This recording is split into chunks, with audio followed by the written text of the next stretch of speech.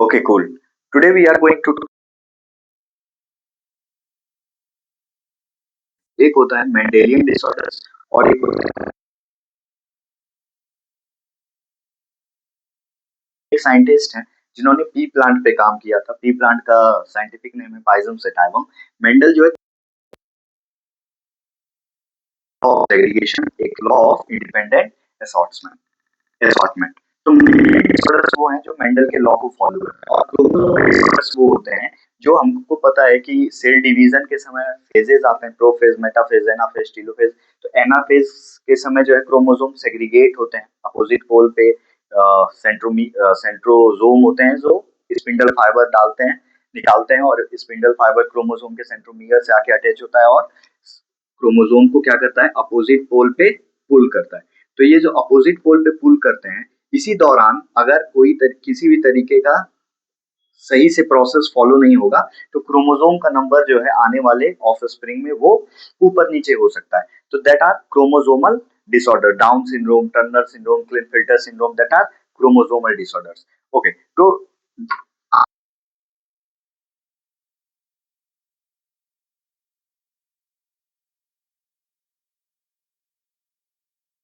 होते हैं और एक होता है एग्स लिंक्ड और एक होता है एग्स लिंक्ड, तो और डिटेल हो गया सेक्स लिंक्ड।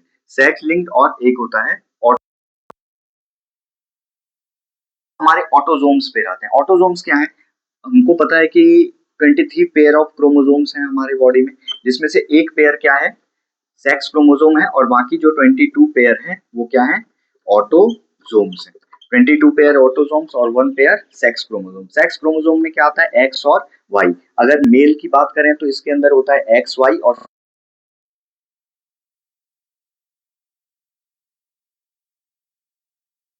हर क्रोमोसोम के ऊपर जीन होता है।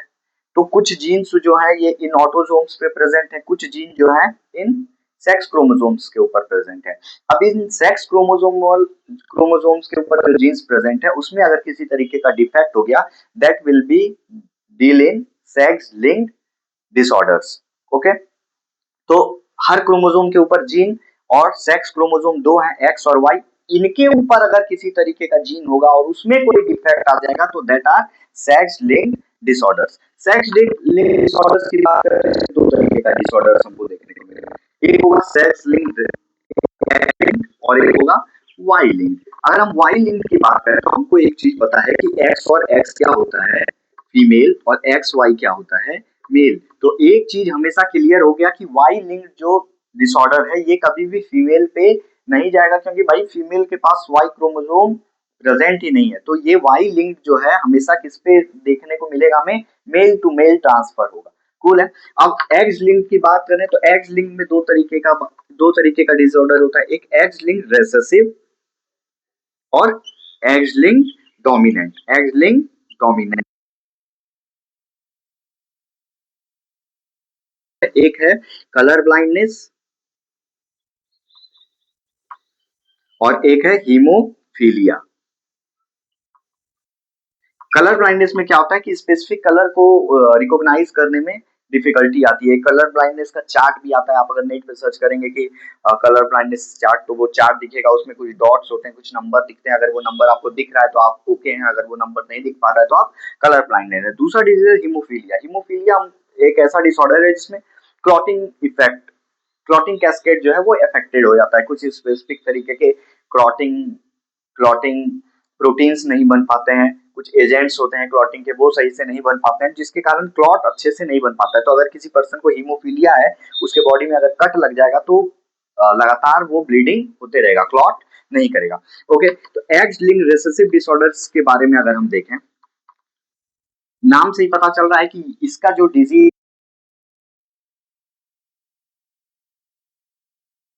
मान लीजिए कि एक पर्सन है जो एक्स एक्स फीमेल है और एक्स वाई मेल है। अब इस फीमेल के ऊपर एक क्रोमोसोम क्या है, डिजीज है।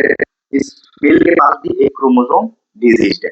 एक बात हमें और यहाँ पे पता होनी चाहिए कि मान लीजिए कि ये कैपिटल टी और स्मॉल टी है,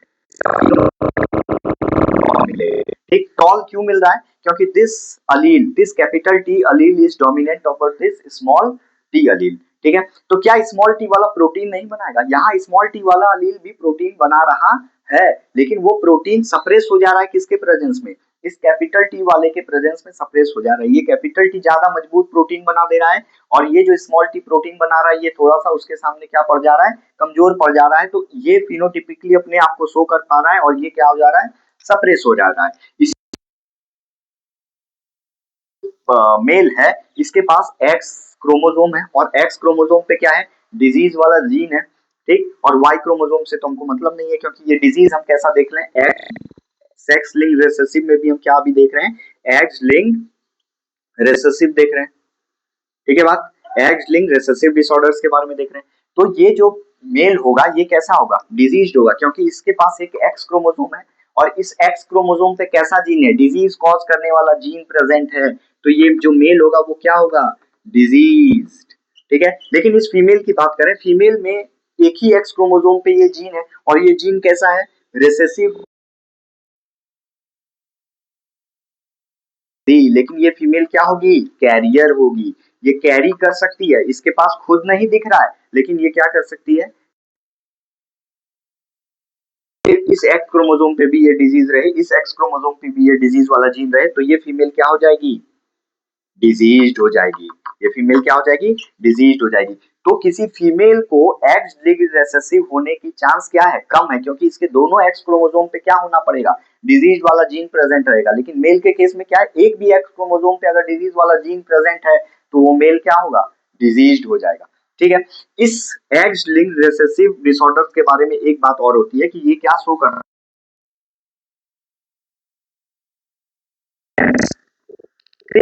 इनहेरिटेंस क्या है? क्रिस क्रॉस इनहेरिटेंस की फादर ये डिजीज जो है अपने डॉटर को देगा, ठीक है। और जो मदर ये डिजीज है ये किसको देगी? सन को। इस बात को जैसा हम समझते हैं, ठीक है। ये एक सेटअप लिए हैं जिसमें मदर जो क्या है? ये हेल्दी है, लेकिन कैरियर है, फादर क्या है? डिजीज। अब इसके प्रोजेनी के बारे में अगर हम बात करें कि किसके बच्चे में क्या क्या पॉसिबिलिटी हो सकती है, तो ये एक एक्स क्रोमोसोम मदर से आया, एक एक्स क्रोमोसोम फादर से आया, एक डिजीज वाला फादर से, एक डिजीज वाला मदर से, एक डिजीज वाला मदर से आया, और वाई क्रोमोसोम आया फादर से। अब एक हेल्दी आया मदर से, और एक डिजीज आया। तो ये चार प्रोजेनी बने हैं। ये क्या है? ये फीमेल है। ये क्या है? मेल है। ये क्या है? फीमेल है। और ये क्या है? मेल है, ठीक है। ये फीमेल कैसी है? डिजीज्ड है। ये मेल कैसा है? डिजीज्ड है। ये फीमेल कैसी है? हेल्दी है, क्योंकि इसके एक ही एक्स क्रोमोसोम पे है। और ये डिसऑर्डर कैसा है? X link recessive. तो दूसरे पे भी होता तभी होता, क्योंकि ये रिसेसिव फॉर्म में ये जीन है। अब ये मेल क्या है? हेल्दी है। दिख रहा है हमें किसी पे भी जीन पे, किसी भी एक्स क्रोमोसोम के जीन पे क्या है? अपना कोई एक्स क्रोमोसोम पे कोई भी डिजीज वाला जीन नहीं है। कूल। अब इस किससे आया? फीमेल से आया। फीमेल से तो आ गया, लेकिन तब भी ये फीमेल डिजीज होती क्या अगर ये एक्स क्रोमोसोम हेल्दी होता? नहीं। इस फीमेल को डिजीज बनाने वाला कौन है? ये एक्स क्रोमोसोम, जो कहां से आया है? फादर से आया है, ठीक है। इसीलिए कहा जाता है कि फादर डॉटर को अगर डिजीज है तो उसके लिए कौन रिस्पॉन्सिबल है? फादर रिस्पॉन्सिबल है, क्योंकि मदर से एक डिजीज वाला आया तब भी कुछ होता नहीं, क्योंकि ये क्या हो जाती है इस केस में? कैरियर बन जाती है। हेल्दी रहती है लेकिन कैरियर। लेकिन अगर फीमेल डिजीज है, इसका मतलब एक एक्स क्रोमोसोम मदर से आया है, और इसको कंफर्म करने के लिए एक एक्स क्रोमोसोम डिजीज वाला कहां से आया है? फादर से आया है। तो फादर किसको कंफर्म कर रहा है? डॉटर को। मेल की बात करें, मेल में फादर से कभी एक्स क्रोमोसोम आना ही नहीं है। फादर से कैसा क्रोमोसोम आएगा? Y chromosome.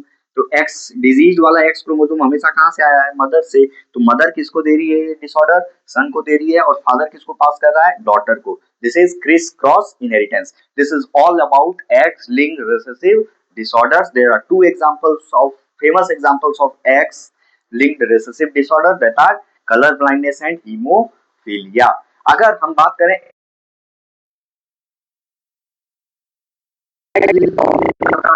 तो एक भी फीमेल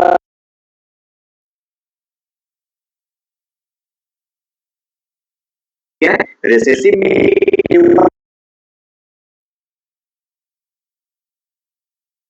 तो हमको दोनों पे होना चाहिए था, लेकिन रिसेसिव के केस में ये क्या डोमिनेंट के केस में क्या हो रहा है कि चूंकि ये जीन क्या है? डोमिनेंट है, तो एक भी एक्स क्रोमोसोम पे होगा तो वो फीमेल क्या होगी?